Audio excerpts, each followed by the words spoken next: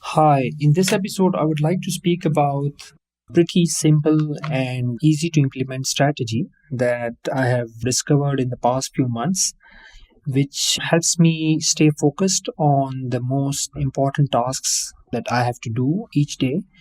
And it makes sure that I don't get distracted and that I am able to stay productive. And actually, I have been able to attain a lot of success in the last few months, and even though I'm not using this tactic as often as I should, it still has impacted my work life in a really good manner.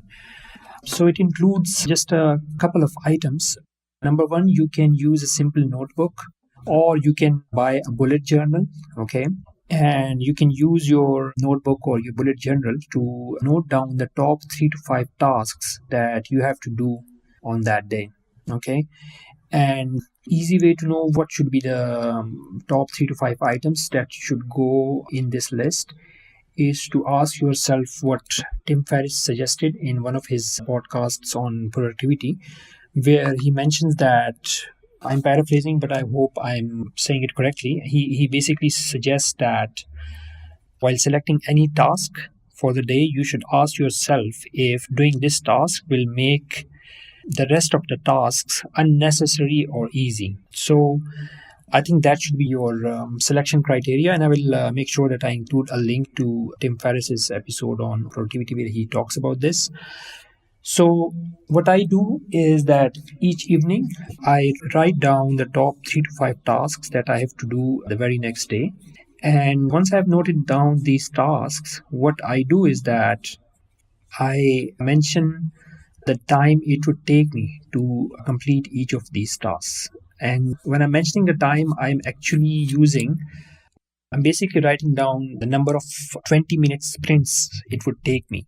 So, for instance, if I have to do content writing, I would write down whether writing down this article would take me, one sprint of 20 minutes or two sprints of 20 minutes or something like that. So, for instance, two sprints would mean that it would take me 40 minutes, right? So, like I said, write down the top 3 to 5 tasks that you will be completing the next day, which are of the highest priority for you and your business and your work. Then write down the number of sprints that it will take you to complete those tasks. Then what you can do is that if you are using a MacBook, you can download a MacBook app called Tomato One. If you are using another device, I'm sure you will be able to find similar devices. Basically, look for any app which is a Pomodoro app. Okay. So the way Pomodoro app works is that it will notify you after every 20-minute sprint. In case of Tomato One, the default setting was 25 minutes for a sprint, but you are able to edit the time. So what I have done in my case is that I have set up each sprint to be of 20 minutes and the break time is 2 minutes. That's the short break time which happens after every sprint. And then I have selected a 15 minutes long break which I take after every 3 Pomodoro sprints. Okay. So I use Pomodoro to work in very fast paced sprints. And there is a pretty famous law called the Parkinson's law. And I use the famous Parkinson's law to select deadlines which are very strict. So I try not to be a perfectionist, and basically the Parkinson's law says that the amount of time it would take you to complete a task is it becomes as long as the deadline is. So for instance, if I set a deadline of one day, I will complete the task in one day, like just before the day ends, right? If I have set a deadline for a task as, 2 hours, I will make sure that I complete it in 2 hours, right? So I really like this law because being an entrepreneur, I'm quite a bit of a perfectionist, like most entrepreneurs are. And so, if I'm given the time to really spend a lot of time on something, I will, do it and redo it, or maybe I'll just, procrastinate till the very last few moments or something, right? So this is why when I'm mentioning the number of sprints that each top 3 to 5 tasks of the day would take me, I make sure that I am not setting up, like very long durations for each task. Okay, this way I can avoid being a perfectionist and just do a job which is decent and good enough. Again, I still feel guilty about it, and sometimes in case of some extremely important tasks, I end up spending more time, obviously, but still using the Parkinson's law in comparison with the Pomodoro technique, it really helps me a lot.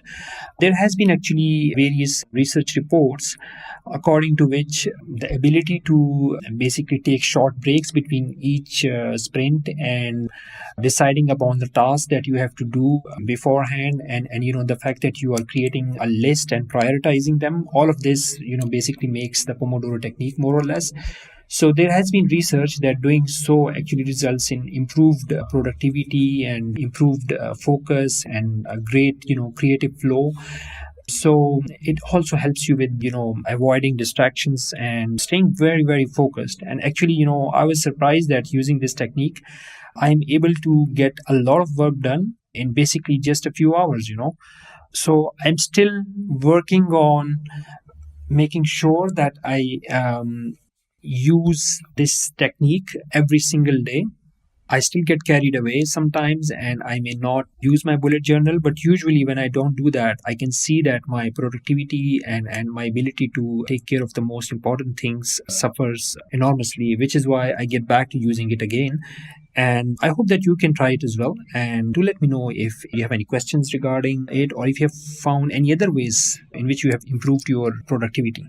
Thank you so much. I hope this helped and I look forward to speaking to you again. Bye.